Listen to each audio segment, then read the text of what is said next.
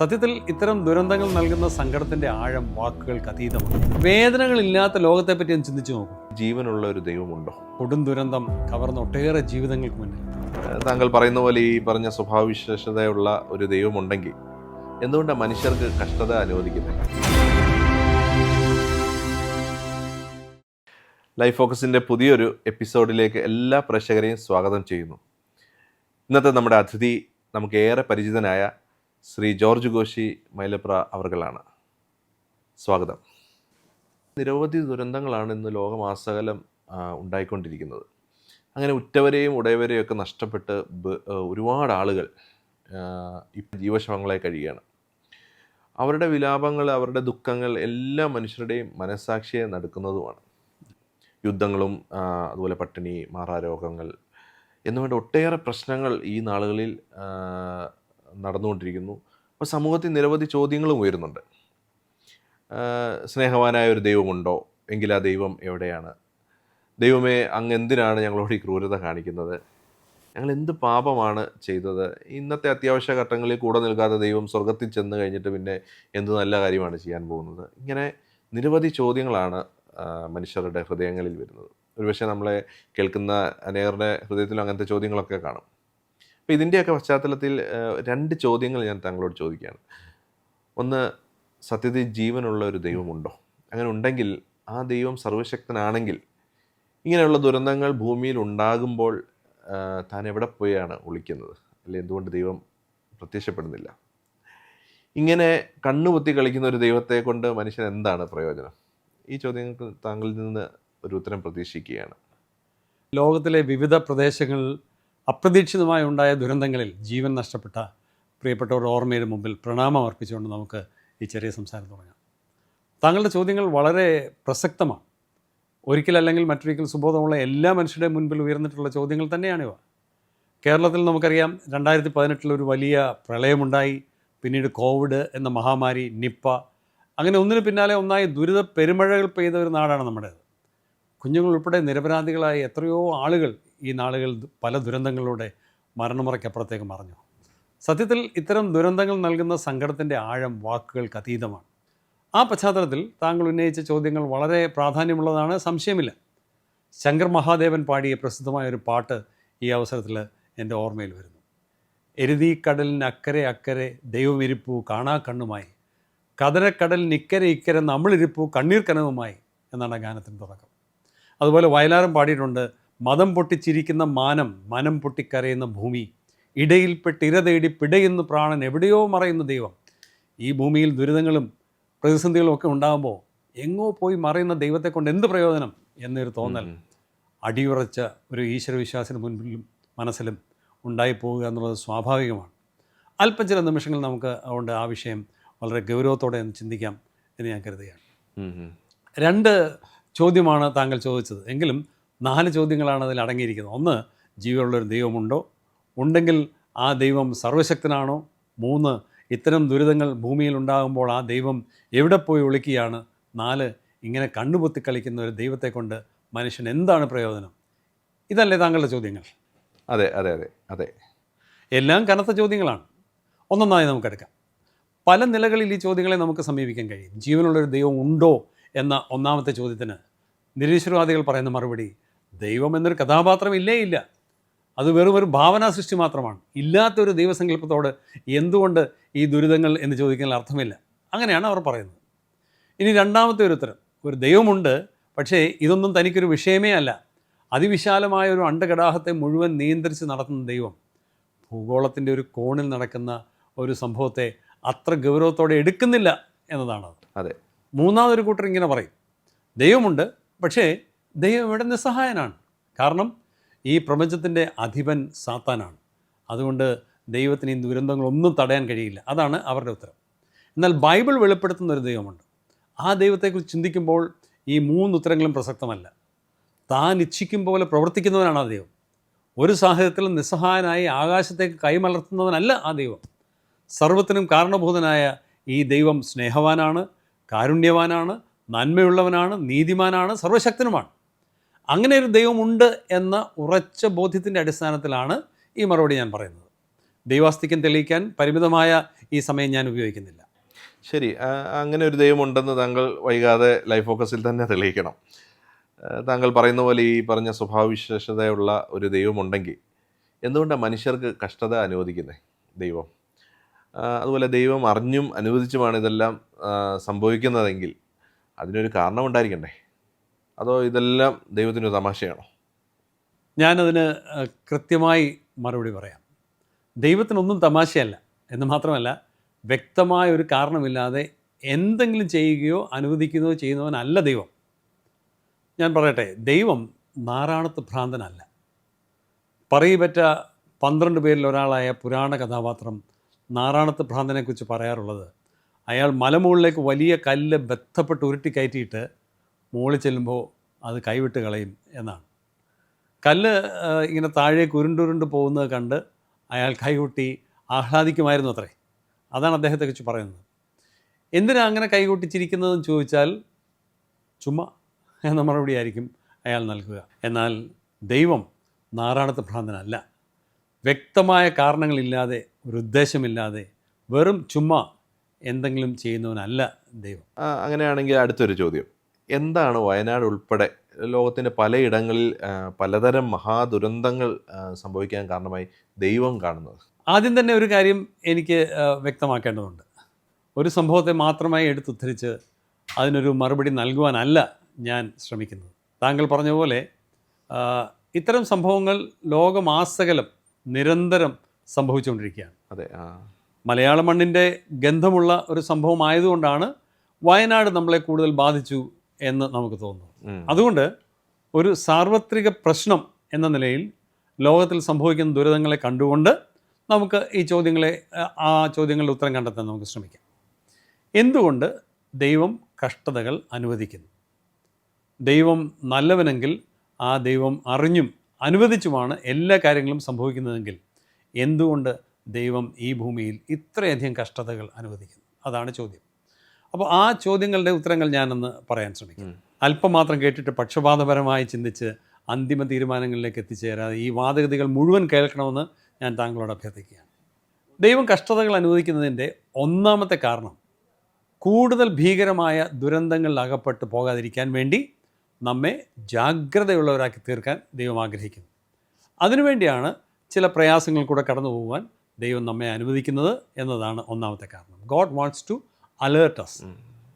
ലോകം നൽകുന്ന സുഖങ്ങൾ ആസ്വദിച്ച് സുഷുപ്തിയിലാണ്ട് കഴിയുന്ന നമ്മളെ ഉണർത്തുവാനും ചില മുന്നറിയിപ്പുകൾ നൽകുവാനും അങ്ങനെ നമ്മൾ കൂടുതൽ ജാഗ്രതയുള്ളവരായി തീരുവാനും കൂടുതൽ ഗുരുതരമായ അപകടങ്ങളിൽ നിന്ന് രക്ഷപ്പെടുവാനും ദൈവം ആഗ്രഹിക്കുന്നു. ഞാനൊരു ഉദാഹരണം പറയാം. തെരുവിലൂടെ നമ്മൾ വാഹനം ഓടിച്ചു പോകുമ്പോൾ പാതയോർത്ത് ഒട്ടേറെ സൂചനാ ബോർഡുകൾ കണ്ടിട്ടുണ്ട്, അല്ലേ? അതെ, കണ്ടിട്ടുണ്ട്. യു ടേൺ, ഹമ്പ്, സ്കൂളിൻ്റെയൊക്കെ സിഗ്നൽ പോലെ അങ്ങനെയൊക്കെ. ശരിയാണ്. എന്താണ് ആ സൂചനാ ബോർഡുകളുടെ ഉദ്ദേശം? വഴിയിലുള്ള സൂക്ഷിക്കേണ്ട ചില കാര്യങ്ങളെപ്പറ്റി മുന്നറിയിപ്പ് നൽകുക. അതും ശരിയാണ്. മുൻപിൽ ഒരു കൊടും വളവുണ്ട്, അല്ലെങ്കിൽ വീതി കുറഞ്ഞ വഴിയാണ് മുൻപിലുള്ളത്, അല്ലെങ്കിൽ അല്പം ചെല്ലുമ്പോൾ സ്കൂളുണ്ട്, വഴിയിൽ പണി നടക്കുന്നു, അതുകൊണ്ട് ജാഗ്രതയോടെ വേണം വാഹനം ഓടിക്കാൻ. ഇങ്ങനെയൊക്കെ ആയിരിക്കും ആ സൂചനാ ബോർഡുകൾ നമ്മോട് പറയുന്നത്, അല്ലേ? അപ്പോൾ നമ്മൾ സ്പീഡിൽ വണ്ടി വിട്ടു പോവുകയാണ്. അങ്ങനെ സ്പീഡിൽ വണ്ടി വിട്ടു പോകുമ്പോൾ ഈ ബോർഡ് കാണുന്ന സമയത്ത് സഡൻ ബ്രേക്ക് ചവിട്ടി വേഗത നമ്മൾ കുറയ്ക്കും. അങ്ങനെ സഡൻ ബ്രേക്ക് ഇടുമ്പോൾ എന്ത് സംഭവിക്കും? കൂടെ നമ്മുടെ വാഹനത്തിലുള്ള മറ്റുള്ളവരുടെ തല മുമ്പിൽ ചെന്നിടിച്ചു എന്ന് വരാം. അല്പം വേദന അവർക്ക് എടുത്തു എന്നും വരാം. അപ്രതീക്ഷിതമായ ചില അസൗകര്യങ്ങൾ ഉണ്ടായി എന്ന് വരാൻ സാധ്യതയുണ്ട്. പക്ഷേ ആ സൂചനാ ബോർഡുകൾ അവിടെ ഉണ്ടായിരുന്നില്ലെങ്കിലോ? ഉണ്ടെങ്കിൽ തന്നെ അവ കാണാതെയോ അല്ലെങ്കിൽ അവഗണിച്ചോ നമ്മൾ മുൻപോട്ട് പോയിരുന്നെങ്കിലോ തീർച്ചയായും വളരെ ഗുരുതരമായ അപകടങ്ങൾ ഉണ്ടാകുമായിരുന്നേനെ. അപ്പോൾ ഈ സൂചനാ ബോർഡുകൾ എന്നത് നല്ലതാണ്, ആവശ്യമാണ്. നമ്മൾ ജാഗ്രത പുലർത്താൻ വേണ്ടി അധികാരികൾ നൽകുന്ന മുന്നറിയിപ്പുകളാണ് അവ, അല്ലേ? വാഹനങ്ങളിലെല്ലാം ഈ സ്പീഡ് ലിമിറ്റ് അലാറങ്ങളുണ്ട്. ഒരു നിശ്ചിത വേഗത്തിൽ കൂടുതൽ പോയാൽ കാറിൽ നിർത്താതെ അലാറം മുഴങ്ങും. ബെൽറ്റ് ഇടാതെ ഇരുന്നാലോ ഏതെങ്കിലും വാതിലുകൾ ശരിക്ക് അടഞ്ഞിട്ടില്ലെങ്കിലോ ഒക്കെ അലാറം ഉയരും. ഈ കാറിനൊന്നും മിണ്ടാതിരുന്നുകൂടെ, എന്തൊരു ശല്യമാണ് ഈ ശബ്ദം എന്നൊക്കെ പറയുന്നവരെ നിങ്ങളും കണ്ടിട്ടുണ്ടാകും, തമാശയ്ക്കാണെങ്കിലും. ഉച്ചത്തിൽ മുഴങ്ങുന്ന ഈ അലാറം നമുക്ക് അസ്വസ്ഥത സൃഷ്ടിക്കാറുണ്ട് എന്നുള്ളത് ശരിയാണ്. പക്ഷേ മനസ്സില്ലാ മനസ്സോടെയെങ്കിലും ഈ അലാറം കേൾക്കുമ്പോൾ നമ്മൾ വേണ്ട മുൻകരുതലുകൾ എടുക്കും. പക്ഷേ ഈ അപായ മുന്നറിയിപ്പുകൾ ഇല്ലാതിരുന്നെങ്കിലോ നമ്മൾ അങ്ങോട്ട് ശ്രദ്ധ തിരിക്കുകയില്ല. തന്മൂലം വളരെ വലിയ അപകടം ഉണ്ടാവുകയും ചെയ്യും. അമേരിക്കയിലെ ഈ കൗബോയ്സിനെ പറ്റി കേട്ടിട്ടുണ്ടായിരിക്കുമല്ലോ. ഒരു സംഘം പശുക്കളെയും കൊണ്ട് പുൽപ്പുറങ്ങളിലൂടെ ഇങ്ങനെ പോകുന്ന ഗോപാലന്മാർ. അതെ അതെ, കേട്ടിട്ടുണ്ട്. 10, 20, 50 വീതമുള്ള പശുക്കളുടെ സംഘം. ഈ പശുക്കളുടെ സംഘത്തിൻ്റെ പിൻപിൽ ഒരു കൗബോയ് ആ കുതിരപ്പുറത്തിരുന്ന് സംഘത്തെ അനുഗമിക്കുന്നുണ്ടാവും. ചിലപ്പോൾ ഒന്നിൽ കൂടുതൽ ആൾക്കാർ കാണും. മുൻപിൽ പോകുന്ന ഒരു പശു ഭ്രാന്തിളകി അതിവേഗത്തിൽ പാഞ്ഞു പോകുന്നു കരുതുക. മാർഗ്ഗമധ്യേ ചില കുഴികളൊക്കെ ഉണ്ട്, അതിൽ ചെന്ന് ചാടി ഇവർ മരിച്ചു പോയെന്ന് വരാം. സ്വാഭാവികമായിട്ടും മുൻപേ ഗമിച്ചുകൊണ്ട് ഗോവിതൻ്റെ പിൻപേ ഗമിക്കുന്നു മറ്റു ഗോക്കളെല്ലാം. അവരും പുറകെ പാഞ്ഞു ചെന്ന് ഈ കുഴിയിൽ വീണ് കൊല്ലപ്പെട്ടു എന്ന് വരാം. അപ്പോൾ മുൻപിൽ പോകുന്ന പശു അങ്ങനെ ഭ്രാന്തളയെ കുതിക്കാൻ തുടങ്ങുമ്പോൾ നമ്മുടെ ഗോപാലൻ്റെ ശ്രദ്ധയിൽ അത് പെടും. പിന്നാലെ വരുന്ന പശുക്കളും മുൻപിൽ പോകുന്ന പശുവിൻ്റെ പിന്നാലെ അപകടത്തിൽ വീണ് കൊല്ലപ്പെടരുതെന്ന് ആഗ്രഹിക്കുന്ന ഈ കൗബോയ് അപ്പോൾ എന്ത് ചെയ്യുമെന്നറിയാമോ? അരയിലെ ബെൽറ്റിൽ നിന്നും തൻ്റെ കൈത്തോക്കെടുക്കും. മുൻപിൽ പോകുന്ന പശുവിന് നേരെ ഉന്നം പിടിച്ച് കാഞ്ചി വലിക്കും. അത് ചത്തുവീഴും. അല്പം പരിഭ്രാന്തിയിലാകുമെങ്കിലും പിന്നാലെ പോകാൻ തയ്യാറെടുക്കുന്ന മറ്റു പശുക്കൾ പെട്ടെന്ന് കറങ്ങിത്തിരിഞ്ഞ് അവിടെ തന്നെ അനങ്ങാതെ നിൽക്കും. ഒരു പശു കൊല്ലപ്പെട്ടുവെങ്കിലും മറ്റു പശുക്കളെല്ലാം രക്ഷപ്പെടും. ഇങ്ങനെ മുന്നോട്ട് പോയാൽ ഗുരുതരമായ അപകടം വരുന്നു എന്നാണ് കൗബോയുടെ തോക്കിൻ്റെ വെടിവീഴ്ചയുടെ അർത്ഥം. ഈ കൗബോയ് ചെയ്തത് നല്ലതോ ചീത്തയോ? കൂടുതൽ ഗുരുതരമായ അപകടങ്ങൾ നമ്മൾ പെടാതിരിക്കാൻ ദൈവം ചിലപ്പോൾ മുന്നറിയിപ്പുകൾ നൽകും. വലിയ ദുരന്തങ്ങളെ ഒഴിവാക്കുവാൻ ദൈവം താരതമ്യേന ചെറിയ വേദനകൾ അനുവദിച്ചു എന്ന് വരാം. ഇതിൽ പരം വലുതെന്ത് എന്നൊരു ചോദ്യം ഉണ്ടാകാം. വെയിറ്റ്, ഞാനതിന് മറുപടി പറയാം. അല്പം കൂടി ഒന്ന് ക്ഷമിക്കണം. അതിനു മുൻപ് വേദനകളില്ലാത്ത ലോകത്തെപ്പറ്റി ഒന്ന് ചിന്തിച്ച് നോക്കൂ. എത്ര സുന്ദരമായിരിക്കും അത്. എന്ത് പ്രശ്നങ്ങളുണ്ടായാലും തെല്ലും വേദനയില്ല. തലവേദനയോ പല്ലുവേദനയോ മുട്ടുവേദനയോ വയറുവേദനയോ ഒന്നുമില്ലാത്തൊരു ലോകം. അസംഭാവ്യമാണ്, എങ്കിലും അങ്ങനെ ഒന്ന് സങ്കല്പിക്കുക. അത് നല്ലതായിരുന്നേനെ എന്നല്ലേ നമുക്ക് തോന്നുക. ആഹാ, എത്ര നല്ല ലോകം എന്ന് നമ്മൾ പറഞ്ഞു പോകാം. ഇനി അതിൻ്റെ മറുവശം ഒന്ന് ചിന്തിച്ചു നോക്കൂ. വേദനയില്ലാത്തത് നല്ലതാണോ? നമ്മൾ ഒരു ആണി ഭിത്തിയിൽ തറച്ച് കയറ്റാൻ ശ്രമിക്കുമ്പോൾ അറിയാതെ ചുറ്റിക തെന്നി വന്ന് വിരലിൽ പതിച്ചു എന്ന് കരുതുക. വേദനയില്ലാത്തതുകൊണ്ട് നാം അത് അറിയുന്നുകൂടെയില്ല. എന്നാൽ കുറേ നേരം കഴിയുമ്പോൾ ആ വിരൽ തിണർക്കും, ചിലപ്പോൾ മുറിവുണ്ടാകാം, പൊട്ടലും സംഭവിച്ചെന്നൊക്കെ വരാം. വേദനയില്ലാത്തതിനാൽ ഇതൊന്നും നമ്മുടെ ശ്രദ്ധയിൽപ്പെടുന്നുമില്ല. ഇത് നല്ലതോ ചീത്തയോ? ഞാൻ നിലത്ത് വീണുവെന്നും കാലൊടിഞ്ഞുവെന്നും മാംസത്തിൽ തുളഞ്ഞിറങ്ങി അസ്ഥി പുറത്തേക്ക് വന്നെന്നും കരുതുക. പക്ഷേ വേദന അനുഭവപ്പെടാത്തതിനാൽ ഞാൻ കാലിലേക്ക് ശ്രദ്ധിക്കുന്നേയില്ല, പ്രശ്നം തിരിച്ചറിയുന്നുമില്ല. പറയൂ, വേദനയുടെ അഭാവം നല്ലതോ ചീത്തയോ? ചിലപ്പോൾ വേദനകൾ നല്ലതാണെന്ന ഉത്തരത്തിലേക്ക് വരാൻ നമ്മൾ നിർബന്ധിതരാകുന്നു. ശരിയല്ലേ? ആ വേദനകൾ കൂടുതൽ ഗുരുതരമായ വേദനകൾക്ക് തടയിടുമെന്നുണ്ടെങ്കിൽ പല വേദനകളും നല്ലതാണ്. ചുരുക്കത്തിൽ ദൈവം നമ്മുടെ ജീവിതത്തിൽ പ്രതിസന്ധികൾ അനുവദിക്കുന്നത് കൂടുതൽ ഗുരുതരമായ കുഴപ്പങ്ങൾ ഉണ്ടാകാതിരിക്കുന്നതിനുള്ള ഒരു മുന്നറിയിപ്പായിട്ടാണ്. ഇടയ്ക്കൊരു ചോദ്യം ചോദിക്കുക. എന്ത് തരം മുന്നറിയിപ്പുകളാണ് നമ്മൾ ശ്രദ്ധിക്കേണ്ടത്? 3 കാര്യങ്ങളെക്കുറിച്ചുള്ള മുന്നറിയിപ്പുകളാണ് ദൈവം നൽകുന്നത്. ആ 3 കാര്യങ്ങൾ ഞാൻ സൂചിപ്പിക്കാം. ഒന്ന്, നാം അധിവസിക്കുന്ന ഈ ഭൂമിയിൽ ഗുരുതരമായ ചില പ്രശ്നങ്ങളുണ്ട്. അതുകൊണ്ട് ജാഗ്രതയുള്ളവരാകണം എന്നതാണ് ആദ്യത്തെ മുന്നറിയിപ്പ്. Something is seriously wrong with this world we live in, so you need to be careful. ഞാനത് വിശദീകരിക്കാം. നാം സഞ്ചരിക്കുന്ന വഴിയോരത്തുള്ള സൂചനാ ബോർഡിൽ ഒരു കൊടും വളവിൻ്റെ ചിത്രമുണ്ടെങ്കിൽ എന്താണ് അതിനർത്ഥം? നിങ്ങൾ സഞ്ചരിക്കുന്ന ഈ റോഡ് പൂർണ്ണമായും നേർരേഖയിലുള്ളതല്ല, ഇവിടെ വളവുണ്ട്, തിരിവുണ്ട്, അതുകൊണ്ട് ശ്രദ്ധിക്കണം. പ്രത്യേകിച്ച് തൊട്ടു മുൻപിൽ ഒരു കൊടും വളവുണ്ട്, സൂക്ഷിക്കണം എന്നല്ലേ? ഇനി സൂചനാ ബോർഡിൽ ഒരു ബമ്പിൻ്റെ ചിത്രമാണുള്ളതെങ്കിലോ അതിൻ്റെ അർത്ഥം ഇപ്പോഴത്തേതുപോലെ റോഡ് എപ്പോഴും ഒരേ ലെവലിലല്ല, അല്പം മുമ്പിൽ ഒരു ബമ്പുണ്ട്, സൂക്ഷിക്കണം എന്നാണ് അത് നൽകുന്ന സൂചന. അതായത് നിങ്ങൾ ഉപയോഗിക്കുന്ന ഈ റോഡ് ഒരു തട്ടുകേടുമില്ലാത്ത നല്ല ഒന്നാന്തരം പാതയാണെന്നുള്ള ചിന്ത നിങ്ങൾക്ക് വേണ്ട. സൂക്ഷിച്ച് വാഹനം ഓടിച്ചില്ലെങ്കിൽ മാർഗ്ഗമധ്യേ ഗുരുതരമായ പല അപകടങ്ങൾ ഉണ്ടാകാൻ സാധ്യതയുണ്ട് എന്നാണ് ഈ മുന്നറിയിപ്പുകളെല്ലാം നമ്മോട് പറയുന്നത്. അപ്പോൾ നമ്മൾ ജാഗ്രത പാലിക്കും. സൈൻ ബോർഡ് കാണുമ്പോൾ താൽക്കാലികമായ ചില ബുദ്ധിമുട്ടുകൾ ഉണ്ടാകാം. പെട്ടെന്ന് സഡൻ ബ്രേക്ക് ഇടണം, സ്പീഡ് കുറയ്ക്കണം, ഒതുങ്ങിപ്പോകണം.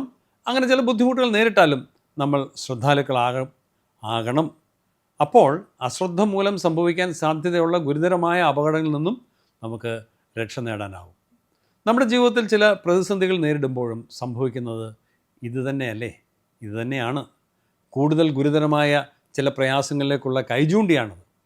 റോഡിൻ്റെ കാര്യം പറഞ്ഞതുപോലെ നമ്മൾ അധിവസിക്കുന്ന ഈ ലോകത്തിന് ചില പ്രശ്നങ്ങളുണ്ട്. ദൈവം ആഗ്രഹിച്ച രീതിയിലല്ല ഇപ്പോൾ കാര്യങ്ങൾ ഈ ലോകത്ത് സംഭവിക്കുന്നത്. അഴിമതി, പീഡനം, വർഗീയവാദം, മലിനീകരണം, അധാർമികത, കാലാവസ്ഥാ വ്യതിയാനം, യുദ്ധങ്ങൾ, ഇങ്ങനെ ഒട്ടേറെ പ്രശ്നങ്ങളിലൂടെയാണ് ഈ ലോകം ഇപ്പോൾ മുന്നോട്ട് നീങ്ങുന്നത്. തിന്മയുടെ ഗ്രാഫ് ഓരോ ദിവസവും മുകളിലേക്ക് കുതിക്കുകയാണ്. ഈ ലോകത്തിൻ്റെ അധിപതിയായ സാത്താൻ്റെ അധീനതയിലാണ് ഇപ്പോൾ ഈ ലോകമായിരിക്കുന്നത്. തല തകർന്നെങ്കിലും സാത്താൻ എന്ന സർപ്പം തൻ്റെ വാൽ ചുഴറ്റിക്കൊണ്ടിരിക്കുകയാണ്. ഇതൊക്കെയാണ് നമുക്ക് ലഭിക്കുന്ന മുന്നറിയിപ്പുകളുടെ അർത്ഥം. ഒരു ചോദ്യം, തെറ്റ് ചെയ്യാൻ കഴിയാത്ത അവസ്ഥയിൽ ഈ ലോകത്തെയും മനുഷ്യനെ സൃഷ്ടിക്കുവാൻ ദൈവത്തിന് സാധിക്കുമായിരുന്നില്ലേ? തീർച്ചയായും സാധിക്കുമായിരുന്നു. എന്നാൽ തൻ്റെ കൈയുടെ ചലനങ്ങൾക്കൊപ്പം നൃത്തം വയ്ക്കുന്ന വെറും പാവകളായിട്ട് അല്ലെങ്കിൽ ബട്ടൺ അമർത്തുന്നതനുസരിച്ച് പ്രവർത്തിക്കുന്ന യന്ത്രമനുഷ്യരായിട്ട് മനുഷ്യരെ സൃഷ്ടിക്കുവാനല്ല ദൈവം തീരുമാനിച്ചത്. കഴിഞ്ഞ വർഷം ബ്രൗണിനൊരു കുഞ്ഞുണ്ടായല്ലോ അല്ലേ? അപ്പോൾ ഒരു ദൈവദൂതൻ നിങ്ങളെ സമീപിച്ച് ചോദിക്കുന്നതെന്ന് കരുതുക, നിങ്ങളുടെ ശിശു ജീവനുള്ള ഒരു മനുഷ്യക്കുഞ്ഞായി ജനിക്കണോ അതോ ഒരു യന്ത്രമനുഷ്യനായി ജനിക്കണോ? ഇതാണ് ചോദ്യം. ഓക്കെ, മനുഷ്യക്കുഞ്ഞാണെങ്കിൽ ചിലപ്പോൾ ചില കുസൃതികളൊക്കെ കാണിക്കും, അനുസരണക്കേട് കാണിക്കും, അല്പം ചില പ്രശ്നങ്ങളൊക്കെ സൃഷ്ടിക്കും. എന്നാൽ അവൻ്റെ ഫ്രീ വിൽ, സ്വതന്ത്രമായി ചിന്തിക്കാനുള്ള കഴിവ് അവൻ ഉപയോഗിക്കും. എന്നാൽ യന്ത്രമനുഷ്യനാണെങ്കിൽ അങ്ങനെ ഫ്രീ വില്ലൊന്നും ഉപയോഗിക്കില്ല, സ്വയമൊന്നും തീരുമാനിക്കില്ല, ഒരനുസരണക്കേടും കാണിക്കില്ല. നിങ്ങൾ കൊടുക്കുന്ന നിർദ്ദേശങ്ങൾ കൃത്യമായി പാലിക്കും, ബട്ടൺ അമർത്തുന്നതനുസരിച്ച് ചലിക്കും. നിങ്ങൾക്ക് ജനിക്കാൻ പോകുന്ന കുഞ്ഞ് ഇതിലെങ്ങനെ വേണം, എങ്ങനെ ജനിക്കണം, ഇങ്ങനെ ഒരു ചോദ്യം നിങ്ങളോട് ചോദിച്ചാൽ എന്തായിരിക്കും മറുപടി? ഞങ്ങൾക്കൊരു ശിശു ഒരു റോബോട്ടായിട്ട് ജനിക്കുവാൻ ഒരു കാരണവശാലും ഞങ്ങൾക്ക് താല്പര്യമില്ല. കറക്റ്റ്. തങ്ങളുടെ മക്കൾ ഒരു യന്ത്രമനുഷ്യനെ പോലെ ആകാതെ ഫ്രീ വിൽ ഉപയോഗിക്കുന്നവരാകണമെന്ന് ആരും ആഗ്രഹിക്കുന്ന പോലെ ആദ്യ മനുഷ്യനെ സൃഷ്ടിച്ചപ്പോൾ ദൈവം അവരെയും സ്വതന്ത്ര ഇച്ഛയോടുകൂടെ ഫ്രീ വിൽ ഉപയോഗിക്കാൻ കഴിയുന്നവരായി സൃഷ്ടിച്ചു. തുടക്കത്തിൽ ഓരോ കാര്യങ്ങളിലും ശരിയായ തീരുമാനങ്ങൾ എടുക്കാൻ ദൈവം അവരെ സഹായിച്ചിരുന്നു. എന്നാൽ ആദ്യ മനുഷ്യരായ ആദാമും ഹവയും അവർക്കുണ്ടായിരുന്ന ഫ്രീ വിൽ ഉപയോഗിച്ച് നന്മ തള്ളി തിന്മ അവർ തിരഞ്ഞെടുത്തു. ദൈവത്തിൻ്റെ വാക്കുകൾ അവഗണിച്ചു, സാത്താൻ്റെ ഉപദേശങ്ങൾ അംഗീകരിച്ചു. അങ്ങനെ മനുഷ്യർ തിന്മയുടെ പക്ഷത്തായി. മാത്രമല്ല, തൽഫലമായി മനുഷ്യൻ അധിവസിക്കുന്ന ഭൂമിയും ഈ പ്രപഞ്ചം മുഴുവനും അതോടെ ദുഷിക്കപ്പെട്ടു. ദൈവം വെച്ചിരിക്കുന്ന കാലാവസ്ഥയുടെ നിയമങ്ങൾ ഉൾപ്പെടെ എല്ലാം മനുഷ്യൻ്റെ ദുരമൂലം കാറ്റിൽ പറത്തപ്പെട്ടു. തിന്മയുടെ പ്രതിപ്രവർത്തനങ്ങൾ ലോകത്തെ വല്ലാതെ പിടിച്ച് ഉലയ്ക്കുവാൻ തുടങ്ങി. എല്ലാ പ്രവർത്തനങ്ങൾക്കും തുല്യവും വിപരീത ദിശയിലുമുള്ള ഒരു പ്രതിപ്രവർത്തനം ഉണ്ടാകുമെന്ന ശാസ്ത്രീയ നിയമം അക്ഷരാർത്ഥത്തിൽ നിറവേറി തുടങ്ങി. മനുഷ്യൻ തൻ്റെ ആവാസ വ്യവസ്ഥയ്ക്കെതിരെ സ്വാർത്ഥലോഭത്തോടെ ചെയ്തു കൂട്ടിയ തിന്മകളുടെ ആ വിളവ് നാം ഇന്ന് കൊയ്തെടുക്കുകയാണ്. ബൈബിൾ പറയുന്നത് സർവ്വസൃഷ്ടിയും ഈ അവസ്ഥയിൽ നിന്ന് വിടുതൽ നേടാൻ വേണ്ടി ഞരങ്ങി ഈറ്റുന്നുവോടെ ഇരിക്കുന്നു എന്നാണ് റോമർ 8-ാം 20-22 വാക്യങ്ങളൊക്കെ പറയുന്നത്. എന്താ അതിൻ്റെ അർത്ഥം? മനുഷ്യൻ ചെയ്ത തിന്മ മൂലം മലീമസമായി തീർന്ന പ്രപഞ്ചവും ഒരു മോചനത്തിനായി പ്രസവവേദനയോടെ കാത്തിരിക്കുന്നു. മനുഷ്യന് വേണ്ടി ദൈവം ഒരുക്കിയത് ഏദൻ തോട്ടം എന്ന പരദീസയായിരുന്നു. എന്നാൽ മനുഷ്യൻ്റെ തന്നെ പ്രവൃത്തി മൂലം അത് നഷ്ടമായി. ഇന്ന് നമ്മൾ പാർക്കുന്നത് ഏദനിലല്ല. അപ്പോൾ മനുഷ്യ, നിൻ്റെ അധിവാസ കേന്ദ്രമായ ഈ ലോകം ശരിയല്ല. ദൈവത്തിൻ്റെ പദ്ധതിയിൽ നിന്നും ലോകം പല കാരണങ്ങളാൽ ഏറെ മാറിപ്പോയി. വിഷലിപ്തമായ ഒരു മാരക ലോകമാണിത്. നോക്കിയിരിക്കെ ഇവിടെ പ്രളയമുണ്ടാകാം, കൊടിയ വരൾച്ചയുണ്ടാകാം, വിളവെല്ലാം നശിച്ചെന്ന് വരാം, ഓസോൺ പാളികളിൽ തുളകളുണ്ട്, അന്തരീക്ഷത്തിൽ വിഷമായി നിറഞ്ഞുകൊണ്ടിരിക്കുന്നു. അതുകൊണ്ട് ഈ ഭൂമിയിൽ വസിക്കുന്ന നീ ജാഗ്രത പാലിക്കണം. ഈ മുന്നറിയിപ്പാണ് ഒന്നാമത്തേത്. ഈ ലോകത്തിന് മാത്രമല്ല കുഴപ്പമുള്ളത്, ഇതിലെ സൃഷ്ടിജാലങ്ങളെല്ലാം ഇന്ന് കുഴപ്പത്തിൽപ്പെട്ടിരിക്കുകയാണ്. അതാണ് രണ്ടാമത്തെ മുന്നറിയിപ്പ്. There is problem not only with this world but also with the inhabitants of this world. തെരുവിലെ കാര്യങ്ങളാണല്ലോ ഉദാഹരണമായി നമ്മൾ എടുത്തത്. അപ്പോൾ അതുമായി ചേർത്ത് തന്നെ ഞാൻ പറയാം. നിങ്ങൾ വാഹനം ഓടിക്കുന്ന ഈ തെരുവിൽ ചില അപ്രതീക്ഷിതമായ വളവുകളും തിരിവുകളും ഉണ്ട്. അതാണ് ഒന്നാമത്തെ പ്രശ്നം. എന്നാൽ അത് മാത്രമല്ല പ്രശ്നം. ഈ വഴിയെ വരുന്ന മറ്റു വാഹനങ്ങൾക്കും ചില കുഴപ്പങ്ങളുണ്ട്. വണ്ടിയുടെ ബ്രേക്ക് ഏത് നിമിഷവും പ്രശ്നമായെന്ന് വരാം. അവ ഓടിക്കുന്ന വ്യക്തികൾ കുഴപ്പക്കാരാണെന്ന് വരാം. ഓട്ടോറിക്ഷ നമുക്കറിയാമല്ലോ, അപ്രതീക്ഷിതമായിട്ട് വെട്ടിച്ച് കുറുകെ എടുത്തെന്ന് വരാം. സോ അപ്രതീക്ഷിതമായത് എപ്പോഴും പ്രതീക്ഷിക്കണം. Always expect the unexpected. അതുപോലെ തന്നെ ആദ്യ മനുഷ്യൻ്റെ തെറ്റായ തീരുമാനം മൂലം ഈ ലോകത്തിന് മാത്രമല്ല പ്രശ്നമുണ്ടായത്, ലോകമാസകലമുള്ള വ്യക്തികൾ തമ്മിലുള്ള ബന്ധത്തിലും വീഴ്ച സംഭവിച്ചു. തലമുറകൾ തമ്മിൽ വൈരമായി. ബൈബിൾ തന്നെ നോക്കിയാൽ കായേനും ആവേലും തമ്മിൽ പ്രശ്നം, സാറയും ഹാഗാറും തമ്മിൽ പ്രശ്നം, യാക്കോബും ലാബാനും തമ്മിൽ പ്രശ്നം, യോസേഫും സഹോദരന്മാരും തമ്മിൽ പ്രശ്നം. അങ്ങനെ എല്ലാ തലമുറകളിലും മനുഷ്യർ തമ്മിൽ വിട്ടുവീഴ്ചയ്ക്കിടമില്ലാത്ത രീതിയിൽ പ്രശ്നങ്ങളുണ്ടായി. അതായത് ഈ ലോകത്തിന് മാത്രമല്ല പ്രശ്നം, ഇവിടെ താമസിക്കുന്ന മനുഷ്യർക്കും ഒട്ടേറെ പ്രശ്നങ്ങളുണ്ട്. ഇതെങ്ങനെ സംഭവിച്ചു? മനുഷ്യരാശിയുടെ തുടക്കം മുതൽ അവൻ്റെ ചിന്തയിലും പ്രവൃത്തിയിലും മനോഭാവത്തിലുമെല്ലാം നിറഞ്ഞു നിൽക്കുന്ന പാപം അഥവാ തിന്മ മൂലമാണ് ഇതൊക്കെ സംഭവിച്ചത്. ഒരു കാര്യം നമ്മൾ പ്രത്യേകം ശ്രദ്ധിക്കണം. നേരത്തെ പറഞ്ഞ ബൈബിൾ സംഭവങ്ങൾ ഓരോന്നും എടുത്ത് നോക്കിയാലും അവയിലെ ഇരകൾ നിഷ്കളങ്കരാണ്. ആബേൽ നിഷ്കളങ്കനാണ്, ഹാഗാർ നിഷ്കളങ്കയാണ്, യാക്കോബ് നിഷ്കളങ്കനാണ്, യോസെഫിനെ കുറിച്ച് നമ്മൾ പറഞ്ഞു, അദ്ദേഹം നിഷ്കളങ്കനാണ്. എതിരാളിയുടെ അടുത്തേക്ക് എന്തെങ്കിലും പ്രശ്നങ്ങൾ ഉണ്ടാക്കാൻ അവർ പോയതുകൊണ്ടല്ല ആ സാധുക്കളൊക്കെ ശിക്ഷയ്ക്ക് വിധേയരായത് എന്ന് നമ്മൾ ഓർക്കണം. പിന്നെ എന്തുകൊണ്ടാണ് ഈ നിരപരാധികൾ പ്രശ്നത്തിലായത്? പാപം ലോകത്തിൽ കടന്നു വന്നതിലൂടെ ആളുകൾ തമ്മിലുള്ള പ്രശ്നങ്ങൾ കൂടുകയും നിരപരാധികൾ പോലും കൊല്ലപ്പെടുകയും ചെയ്യുകയാണ്. യുദ്ധങ്ങളുണ്ടാകുമ്പോൾ അതല്ലേ സംഭവിക്കുന്നത്? സോ നമുക്കുണ്ടാകുന്ന പ്രശ്നങ്ങളിലൂടെ ദൈവം നമുക്ക് നൽകുന്ന രണ്ടാമത്തെ മുന്നറിയിപ്പ് അതാണ്. Something is seriously wrong with the inhabitants of this world, so better be careful. പിന്നെ ഒരു കാര്യം കൂടെ ഇവിടെ പറയേണ്ടതുണ്ട്. മറ്റു മനുഷ്യരിലൂടെ മാത്രമല്ല നമുക്ക് പ്രശ്നങ്ങൾ ഉണ്ടാകുന്നത്. ഈ ഭൂമുഖത്ത് നാം ജീവനോട്ടിരിക്കുമ്പോൾ സാത്താനും നമ്മെ ദ്രോഹിച്ചു എന്ന് വരാം. ബൈബിളിലെ യോബ്, പൗലോസ്, പത്രോസ് അവരൊക്കെ ഇതിന് നല്ല മികച്ച ഉദാഹരണങ്ങളാണ്. അതായത് ആദ്യ മനുഷ്യൻ പാപം ചെയ്തതിലൂടെ ഈ പ്രപഞ്ചം മുഴുവൻ പ്രശ്നസങ്കീർണമായി എന്ന് മാത്രമല്ല, ചുറ്റുപാടുമുള്ള മനുഷ്യരുൾപ്പെടെയുള്ള ജീവജാലങ്ങളും സാത്താനും നമുക്ക് അപായം വരുത്തുന്ന സ്ഥിതിയിലേക്ക് കാര്യങ്ങൾ അധപ്പതിച്ചു പോയി. അതുകൊണ്ട് നമ്മൾ ജാഗ്രത പാലിക്കണം. മറ്റൊരു ഭയ നിർദ്ദേശമാണിത്. അങ്ങനെയാണെങ്കിൽ ഇനി മൂന്നാമത്തെ ജാഗ്രതാ മുന്നറിയിപ്പ് എന്താണ്? അത് പറയാം. നമ്മൾ സഞ്ചരിക്കുന്ന ഈ റോഡിൻ്റെ കാര്യമാണല്ലോ ഉദാഹരണമായി നമ്മൾ ആദ്യം തൊട്ടേ ഉപയോഗിക്കുന്നത്. നമ്മൾ സഞ്ചരിക്കുന്ന ഈ റോഡ് അത്ര സുഗമമല്ല, അതുകൊണ്ട് നമ്മൾ ജാഗ്രത പാലിക്കണം. ഒന്നാമത്തെ ജാഗ്രതാ മുന്നറിയിപ്പ് അതായിരുന്നു. പിന്നെ ഈ റോഡിലുള്ള മറ്റ് യാത്രക്കാരും വാഹനങ്ങളും അത്ര കണ്ടീഷനല്ല, അതുകൊണ്ട് നമ്മൾ ജാഗ്രത പാലിക്കണം. അതായിരുന്നു രണ്ടാമത്തെ ജാഗ്രതാ മുന്നറിയിപ്പ്. ഇനി മൂന്നാമതായിട്ട് നമ്മുടെ വാഹനം അഥവാ നമ്മളാകുന്ന വാഹനം, കുറച്ചുകൂടെ കൃത്യമായി പറഞ്ഞാൽ ഞാൻ ആളത്ര ശരിയല്ല, അതുകൊണ്ട് ശ്രദ്ധിക്കണം. നമ്മുടെ ജാഗ്രതാ പട്ടികയിൽ വരേണ്ട ഗുരുതരമായ പ്രശ്നമാണത്. വണ്ടിയുടെ ബ്രേക്ക് പോകുന്ന പോലെ, വീല് മൊട്ടയാകുന്ന പോലെ, കാറ്റ് കുറയുന്ന പോലെ, പെട്രോൾ തീരുന്ന പോലെ ചില പ്രശ്നങ്ങൾ ഞാനെന്ന വാഹനത്തിനും ഉണ്ടാകാം. അതുകൊണ്ട് ഞാൻ അക്കാര്യത്തിലും ജാഗ്രത പുലർത്തണം. ഞാനെന്ന വാഹനം അത്ര കണ്ടീഷനല്ല, എന്നിൽ ചില അപാകതകളുണ്ട്, അതുകൊണ്ട് സൂക്ഷിക്കണം. ചെയ്യാൻ പാടില്ലാത്ത ചില കാര്യങ്ങൾ ഞാൻ ചെയ്യുന്നതാവാം, അല്ലെങ്കിൽ ചെയ്യേണ്ടതെല്ലാം ചെയ്യാത്തതാവാം. എല്ലാം പ്രശ്നങ്ങൾ തന്നെയാണ്. ബൈബിൾ അതിനെല്ലാം വിളിക്കുന്നത് ഒരേ പേരിലാണ്, പാപം എന്ന പേരിൽ. പാപം മൂലം ദൈവം ആഗ്രഹിക്കുന്ന നിലവാരത്തിലേക്ക് എനിക്ക് എത്തിച്ചേരാൻ കഴിയുന്നില്ല. ആ പോക്ക് അപകടകരമാണ്. അപ്പോൾ ദൈവം എനിക്ക് ചില ശിക്ഷകളിലൂടെ മുന്നറിയിപ്പുകൾ നൽകും. Be careful, something is seriously wrong with you എന്നാണ് ആ മുന്നറിയിപ്പ് എന്നോട് പറയുന്നത്.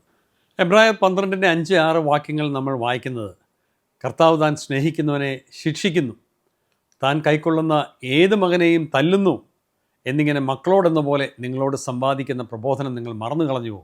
നിങ്ങൾ ബാലശിക്ഷ സഹിച്ചാൽ ദൈവം മക്കളോടെന്ന പോലെ നിങ്ങളോട് പെരുമാറുന്നു. അപ്പൻ ശിക്ഷിക്കാത്ത മകൻ എവിടെയുള്ളൂ?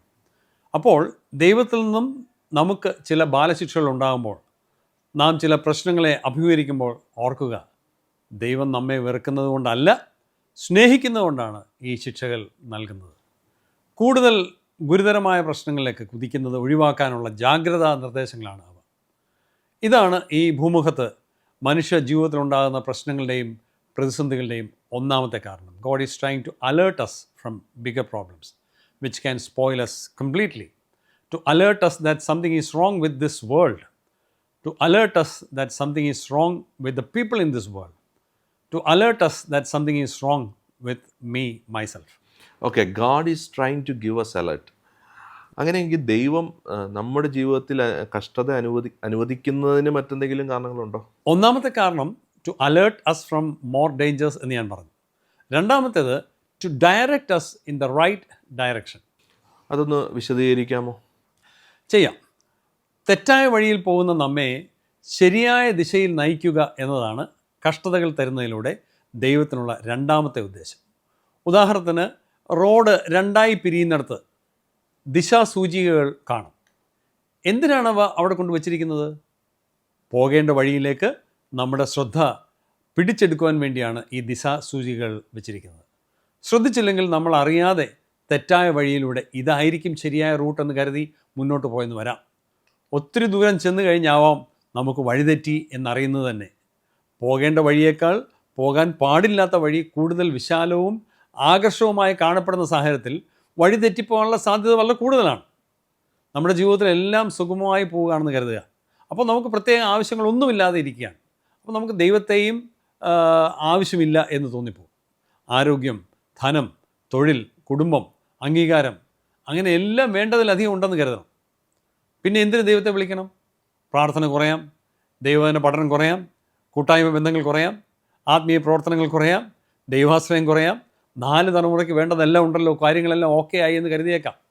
അങ്ങനെ കരുതിയ ഒരു മനുഷ്യനെ പറ്റി ബൈബിൾ പറയുന്നുണ്ട്. മൂഢനായ ധനികൻ എന്നാണ് അദ്ദേഹത്തെ ദൈവം വിശേഷിപ്പിക്കുന്നത്. ഓർക്കണം, നമുക്കുണ്ടാകുന്ന ധനമോ മറ്റ് നന്മകളോ നമ്മെ മൂഢന്മാരാക്കരുത്. ധനമോ മറ്റുള്ള നേട്ടങ്ങളോ നമ്മുടെ കണ്ണിന് ശരിയായ കാഴ്ച നിഷേധിക്കുന്ന തിമിരമായി മാറാനുള്ള സാധ്യതയുണ്ട്. ഈ അപകടത്തിൽ നിന്നും ഒഴിഞ്ഞു മാറി ശരിയായ ദിശയിലേക്ക് നമ്മെ നയിക്കുന്ന ദിശാസൂചികയാണ് ചിലപ്പോൾ നമുക്കുണ്ടാകുന്ന പ്രതിസന്ധികൾ. ഒരു കാര്യം കൂടെ ഇതിനോട് ചേർത്ത് പറയട്ടെ. ഒരു മനുഷ്യന് തൻ്റെ ജീവിതത്തിൽ വന്നു ഭവിക്കുന്ന എല്ലാ വൈഷമ്യങ്ങളും യേശുവിന് തൻ്റെ ഭൗമ ജീവിതത്തിലും അനുഭവിക്കേണ്ടി വന്നിട്ടുണ്ട്. നമുക്ക് തുല്യനായി യേശു പരീക്ഷിക്കപ്പെട്ടിട്ടുണ്ട്. പാപം ഒഴികെ എല്ലാ കാര്യങ്ങളും പരീക്ഷിക്കപ്പെട്ടിട്ടുണ്ട് എന്നാണ് നാം വായിക്കുന്നത്. നമ്മെപ്പോലെ തന്നെ കഷ്ടത അനുഭവിച്ച കർത്താവിനെ പറ്റി കൂടുതൽ അറിയുമ്പോൾ, കേവലം അറിവല്ല, അനുഭവിച്ചറിയുമ്പോൾ ശരിയായ ദിശ പെട്ടെന്ന് തിരിച്ചറിയുവാൻ നമുക്ക് ഉൾക്കണ്ണുകൾ തുറക്കപ്പെടും. ഞാൻ എൻ്റെ വ്യക്തിപരമായ അനുഭവം പറയാം. എൻ്റെ ശ്വാസകോശത്തിൻ്റെ 30% അതിലധികം നോഡ്യൂളായിരുന്ന ഒരു കാലഘട്ടം ഉണ്ടായിരുന്നു. 10-15 വർഷം മുമ്പാണ്. അന്ന് ശ്വാസം എടുക്കാൻ എനിക്ക് വല്ലാത്ത ബുദ്ധിമുട്ട് നേരിട്ടിരുന്നു.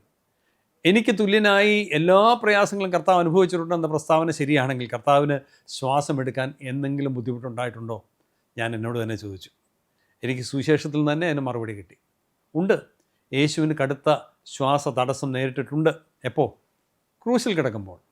കാലിലൂന്നി ശ്വാസം മുകളിലേക്ക് വലിച്ചു കയറ്റുമ്പോൾ ഒഴിവുചാൽ പോലെ കീറപ്പെട്ട ശരീരവും കാലിൽ തറച്ചിരിക്കുന്ന ആണിയും സമ്മാനിക്കുന്ന വേദന അത് പറഞ്ഞറിയിക്കാനാവാത്തതാണ്. ക്രൂശിതർ പലരും മരിക്കുന്നത് ശ്വാസം മുട്ടലിലൂടെയാണ്. അതോടെ എനിക്കൊരു കാര്യം മനസ്സിലായി. എന്താ? എന്നേക്കാൾ വളരെ ഗുരുതരമായ വിധം ശ്വാസതടസ്സം അനുഭവിച്ച കർത്താവിന് എൻ്റെ വേദന നന്നായി മനസ്സിലാക്കാൻ കഴിയും എന്ന പാഠമാണ് ഞാൻ തിരിച്ചറിഞ്ഞത്. അതുമാത്രമല്ല, എൻ്റെ ജീവിതത്തിൽ നേരിടുന്ന എല്ലാ പ്രശ്നങ്ങളുടെയും വ്യാപ്തി കർത്താവിന് മനസ്സിലാകും.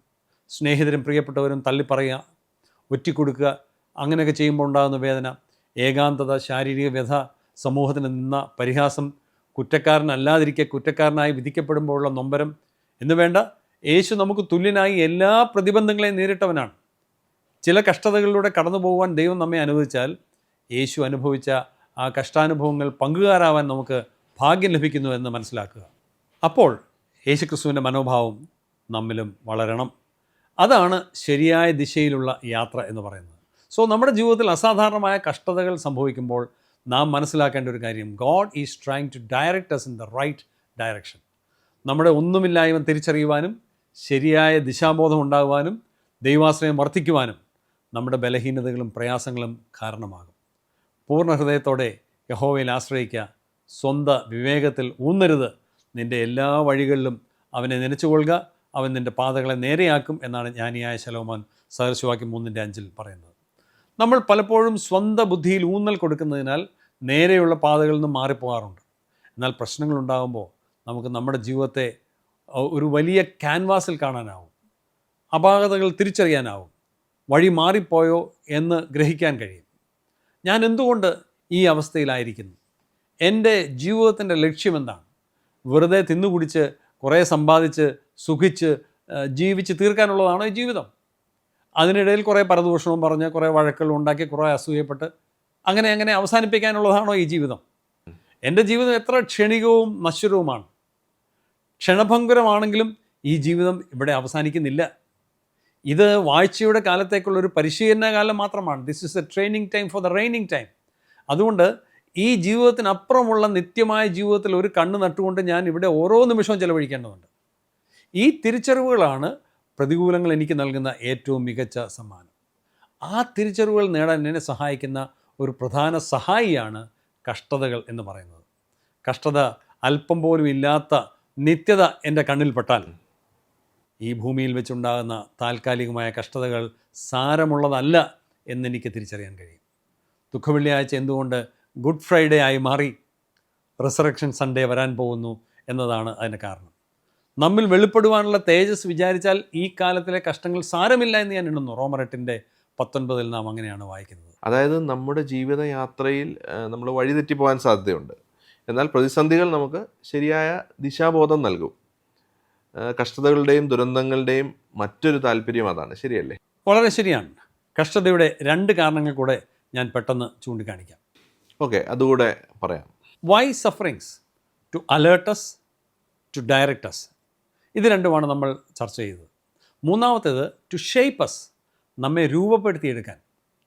കുശവൻ ഈ കലവുമൊക്കെ ഉണ്ടാക്കുന്ന കഥ നിങ്ങൾ കണ്ടിട്ടുണ്ട്.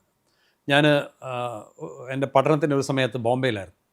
അവിടെ ആസാദ് മൈതാനിലൂടെ റോഡ് ക്രോസ് ചെയ്ത് മൈതാനം ക്രോസ് ചെയ്ത് പോകുന്ന സമയത്ത് ഞാൻ കണ്ടിട്ടുണ്ട് അവിടെ വടക്കേ ഇന്ത്യയിലുള്ള കുശവന്മാർ കലമുണ്ടാക്കുന്നത്. വലിയ കറങ്ങുന്ന വണ്ടി ചക്രത്തിലാണ്. അതിൻ്റെ മധ്യഭാഗത്ത് കളിമണ്ണ് വെക്കും. അതിവേഗത്തിൽ ഈ ചക്രം കറങ്ങും. ആ സമയത്ത് കുറേ കറങ്ങി കഴിയുമ്പോൾ നടുക്ക് വെക്കുന്ന ഈ കളിമണ്ണ് നല്ല കുടങ്ങളുടെ രൂപമുണ്ടാകും. പക്ഷേ കുറേ കഴിയുമ്പോൾ ഈ കുശവൻ്റെ കൂർത്ത് നഖമുണ്ട്. അദ്ദേഹം ഈ കലത്തിലോട്ട് കൈ ഇങ്ങനെ അമർത്തും. അങ്ങനെ അമർത്തുമ്പോൾ ഈ കഷ്ണങ്ങളിങ്ങനെ അടർന്നടർന്ന് മാറിപ്പോവും. ഈ കളിമണ്ണ് അടർന്നടർന്ന് മാറിപ്പോവും. അപ്പം ഞാൻ പലപ്പോഴും ചിന്തിച്ചിട്ടുണ്ട്, ഇദ്ദേഹം എന്തിനാണ് ഇങ്ങനെ ചെയ്യുന്നത്? മനോഹരമായൊരു കലം രൂപം കൊടുത്തു കഴിഞ്ഞിട്ട് അതിങ്ങനെ ഇളക്കി കളയുന്നത് എന്തിനാണ് എന്ന് ചിന്തിച്ചിട്ടുണ്ട്. എന്നാൽ ഈ വണ്ടിച്ചക്രത്തിൻ്റെ കറക്കം നിന്ന് കഴിയുമ്പോഴാണ് അതിൻ്റെ കാരണം മനസ്സിലാകുന്നത്. ഈ കുടത്തിൻ്റെ വായയുടെ ചുറ്റും മനോഹരമായ ഡിസൈൻ ഉണ്ടായിട്ടുണ്ട്. അങ്ങനെ ഡിസൈൻ ഉണ്ടാക്കാൻ വേണ്ടിയാണ് അദ്ദേഹം ചെയ്തത്. അതിനുവേണ്ടിയാണ് അദ്ദേഹം ഈ കഷ്ണങ്ങൾ പലതും അടർത്തി മാറ്റി കളഞ്ഞത്. അതെ. സച്ചിൻ തെണ്ടുൽക്കറെ കുറിച്ച് നമ്മൾ കേട്ടിട്ടുണ്ട്. രാവിലെ 4 മണിക്ക് പ്രാക്ടീസ് സെഷൻ ഉറങ്ങുമായിരുന്നു സച്ചിൻ എന്നാണ് ഞാൻ കേട്ടിട്ടുള്ളത്. ഉറക്കത്തെയും ക്ഷീണത്തെയും തണുപ്പിനെയും ഇരുട്ടിനെയും മഴയും എല്ലാം അവഗണിച്ച് രാവിലെ നടക്കാൻ ഇറങ്ങുന്ന അനേകർ നമ്മുടെ മധ്യത്തിലുണ്ട്. അവരുടെ ശാരീരിക ക്ഷമത പാലിക്കാൻ വേണ്ടിയാണ് അവരങ്ങനെ ചെയ്യുന്നത്. നമ്മൾ പറയാറുണ്ടല്ലോ, there is no gain without pain, there is no crown without cross. കഷ്ടതകൾ കൊണ്ടുള്ള ഒരു നേട്ടമായി ബൈബിൾ പറയുന്നത് റോമർ 5:3-4 വാക്യങ്ങളാണ്.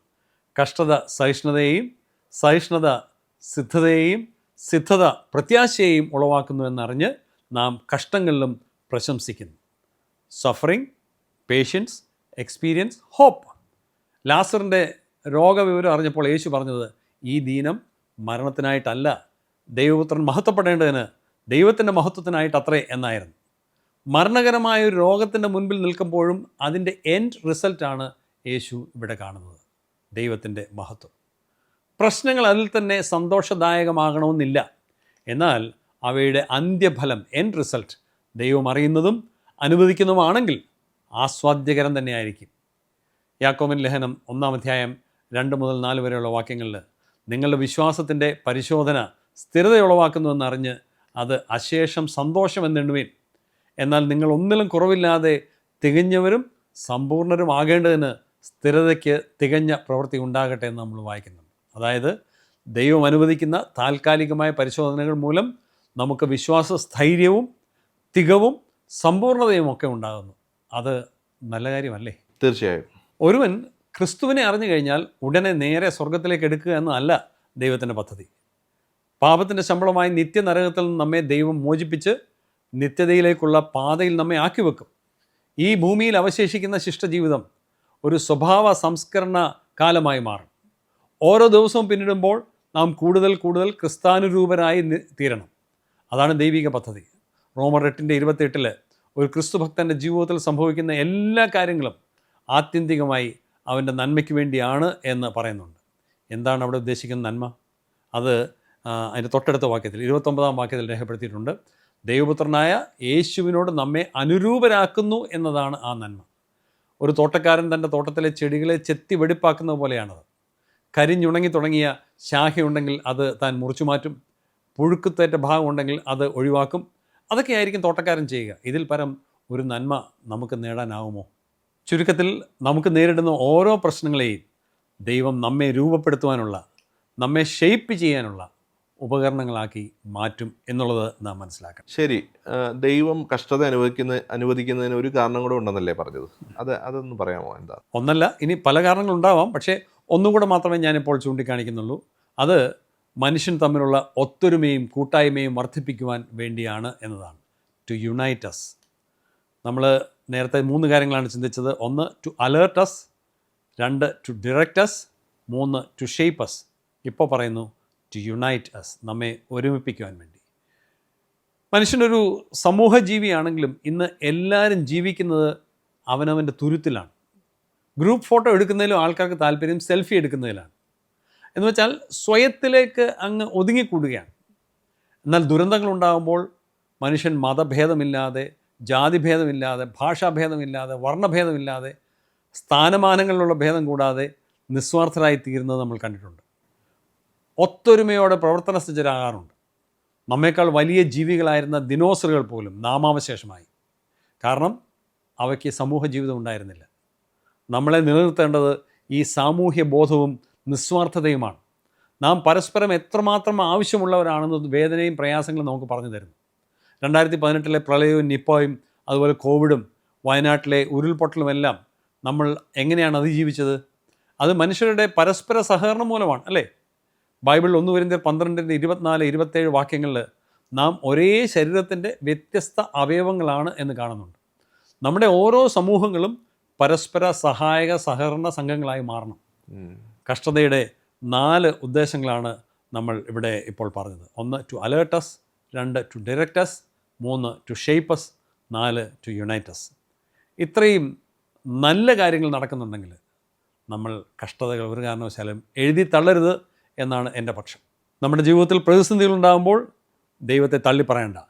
നമ്മെ കൂടുതൽ മെച്ചപ്പെടുത്തുവാനുള്ള ദൈവിക പാഠശാലകളാണ് അവ എന്ന് നമ്മൾ മനസ്സിലാക്കുക.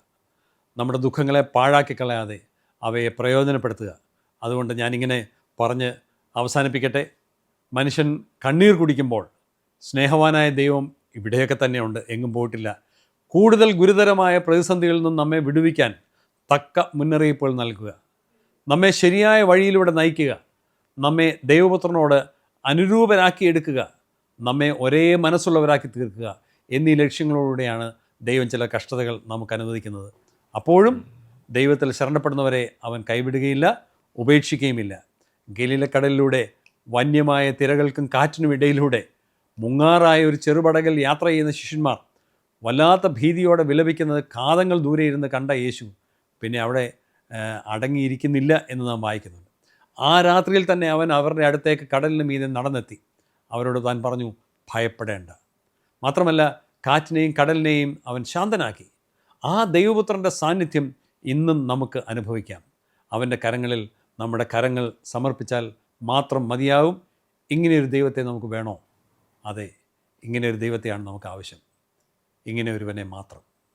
ഞാൻ വിചാരിക്കുകയാണ് ഈ ഒരു സെഷൻ പൂർണ്ണമായിട്ട് നമ്മുടെ പ്രേക്ഷകർക്ക് കേൾക്കാൻ കഴിഞ്ഞിരുന്നെങ്കിൽ എത്ര നല്ലതായിരുന്നു എന്ന് ഓർക്കുകയാണ്. വളരെ ഇൻഫോർമേറ്റീവ് ആയിരുന്നു. അനേകർക്ക് ഇത് ആശ്വാസമായി തീരും. ഇത്രയും സമയം നമ്മുടെ ഒപ്പം ആയിരുന്നതിനെ പ്രത്യേകം നന്ദി പറയുകയാണ്. Thank you. ഇന്നത്തെ എപ്പിസോഡ് എല്ലാവർക്കും പ്രയോജനകരമായി എന്ന് വിശ്വസിക്കുകയാണ്. കഷ്ടതകളും പ്രതിസന്ധികളും ദുരന്തങ്ങളും ഒക്കെ നേരിടുമ്പോൾ നമ്മൾ അന്യോന്യം പഴിചാരാതെ, ദൈവത്തെ പഴിചാരാതെ, ദൈവത്തിൻ്റെ ഉദ്ദേശം നമ്മുടെ ജീവിതത്തിൽ എന്താണെന്ന് മനസ്സിലാക്കി ധൈര്യത്തോടെ മുന്നോട്ട് പോകുവാൻ ഇന്നത്തെ ഈ എപ്പിസോഡ് എല്ലാവർക്കും അനുഗ്രഹമായി തീരട്ടെ എന്ന് പ്രാർത്ഥിക്കുന്നു. എല്ലാവർക്കും നന്ദി, നമസ്കാരം.